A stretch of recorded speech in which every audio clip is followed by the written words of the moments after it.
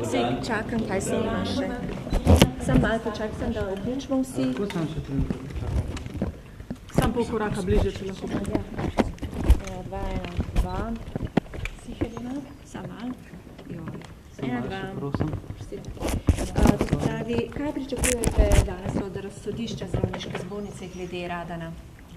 Težko se opredelim v tem trenutku. Razsodišče je samostojni organ. Seveda lahko samo ugibam ta čas. Ima možnost da razveljaviti odločitev prvostopenjskega razsodišča, potrditi ali pa spremeniti razsodbo prvostopenjskega organa. Kaj pa vi pričakujete v resnici? Težko bi prejudiciral, najverjetneje pa z ozirom na težo dogodka, ki je podkrepljen z 24 kazenskimi ovadbami, 7 zoper življenje in telo, da bo podalo pobudo za ugotavljanje večje strokovne pomanjkljivosti oziroma odvzema licence. Ta postopek je postal zelo zamuden. Kaj pričakujete od Ministrstva za zdravje? No, ministrstvo je svojo nalogo s tem, ko je odredilo upravni nadzor, napravilo. V tem trenutku mislim, da je to najvažnejše. In zbornica, ki bo na nek način dala končni epilog, je že zahtevala poročilo tega upravnega nadzora. To je za nas zelo pomembno, kajti ne mogoče je ločevati izsledke upravnega nadzora od izsledke ekspertnega nadzora, ki pa je v pripravi. Kaj pričakujete od vodstva kliničnega centra? Ministrica jih je pozvala k odstopu. Menite, da je prav, da sami odstopijo?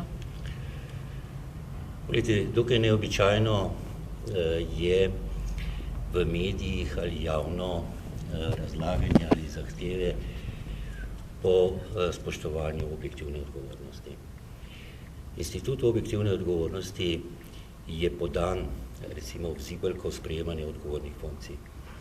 To pomeni, da s tem, ko sprejemamo odgovorno funkcijo, samo po sebi nosimo tudi to kulturo vedenja, sprejemanja te velike odgovornosti, da odstopimo, kadar ne spoznamo, da je organizacija v velikih težavah ali da morda ni bilo vse napravljeno, da do teh težav ne bi prišlo. V tem konkretnem primeru torej pričakujete, da bi odstopili? No, še enkrat pravimo, to je stvar kulture, vedenja vsakega posameznika, ki nosi ta odgovorni položaj. Če danes razsodišče predlaga Zdravniški zbornici, da sproži ta postopek ugotavljanja večje strokovne napake, kako zapleten je ta postopek, kako zdaj bo to potekalo čisto praktično in koliko časa bo trajalo, da bo prišlo do neke odločitve? Postopek na nek način je zapleten. Hkrati naj vas seznanim, da na nek način so vse priprave že stekle. Mi smo že zahtevali oziroma zaprosili tožilstvo za vse dokazno gradivo. Prav tako sem povedal, da smo tudi že zaprosili Ministrstvo za zdravje za izsledke upravnega nadzora. Hkrati pa je že imenovana ekspertna komisija, ki bo šla v nadzor na nevrološko kliniko. S tem bodo podani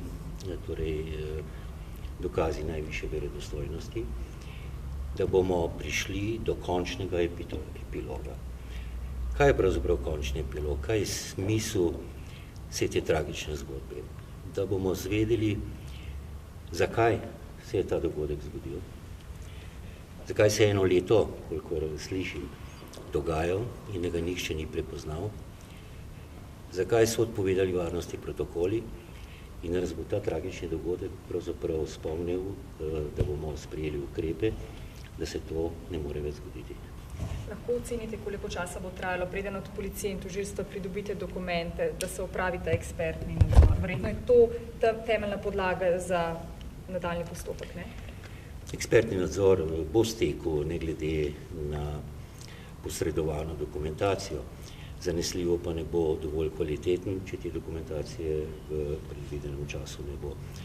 Mi si seveda želimo, da to dokumentacijo do tega ekspertnega nadzora pridobimo. Lahko se vi kot predsednik zbornice tudi sami odločite za odvzem licence? Lahko zgodi to?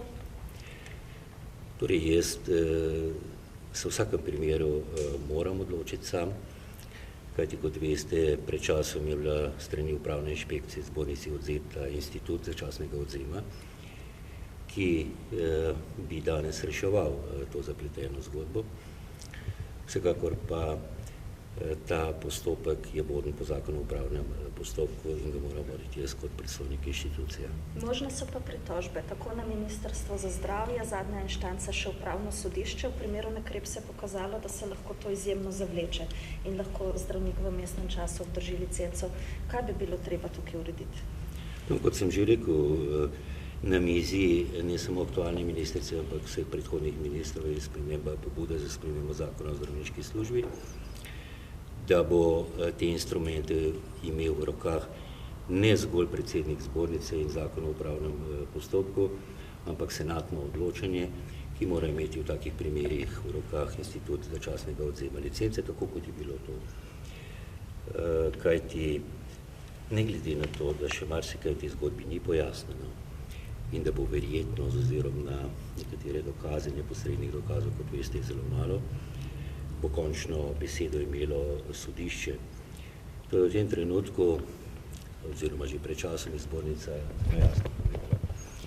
Zdravnik s tako težo bremena sumničenja ne sme delati zdravniškega poslanstva, to je v njegovo dobro in seveda v dobro slovenskih zdravnikov. Torej, počakati bomo morali na te postopke. Kaj pa iz prakse? Kdaj je zbornica nazadnje odvzela licenco in koliko časa cel postopek trajal? Začasnih odzemov je bilo več, različno. Časa so trajali ponovadi več mesecev. Pred leti, mislim, da je bilo to 18-19 let, pa je bil en trajni odzem licence. In ta postopek je tekel, mislim, da 3-4 mesece. Najlepša hvala. Hvala. Zdaj pa KC, pravite? Tako. A imate že kakšne interne informacije? Ne. Jaz se povedal, ne bo gledal še enkrat, ne, to je res stvar, ki je neobičajno, ne. To je res skrajna opcija, ne, da politiki pozivajo na nekaj, ne. To tako približen pomen, kot da bi jaz vam rekel, bodite pošteni ali pa bodite pošteni. No, to se ne dela, ne, mislim, ne. Objektivna odgovornost, ki je s položajem, to kulturo imaš ali pa nimaš. Potem je pa že ministrica povedala, obstaja pa še, recimo, palica v korečem. Kaj pa stekel ta ekspertni nadzor? Torej, komisija in eksperti so imenovani. To lahko zelo hitro steče. Pomembno pa je, pogledajte še enkrat povem, kolega v težji situaciji, ne, kot je kolega, pravzaprav ne moreš biti, ne, kot je njegova osebna zgodba zdaj. To pomeni, ne, da v tej luči bo treba iskati, ne, tudi kakšne rešitve v smislu pretehtanih odločitev, in to se nam zdi tudi. Kdaj pa predvidoma znana odločitev? Kar se razsodišča druge stopnje tiče, ne, mislim, da bo nekaj dni, ne, da bo sklep napisali. In predvidevam, da ker je v postopku tako, da mora biti najprej obveščen v sklepu vsi vpleteni, se pravi predvsem zdravnik oziroma njegov zagovornik, pričakujemo, ne, da bo to v ponedeljek, ki bo predsednik razsodišča tudi sporočil osebno odločitev razsodišča. Ta teden. Do konca tedna ali pa ponedeljek. Hvala. Hvala. Hvala.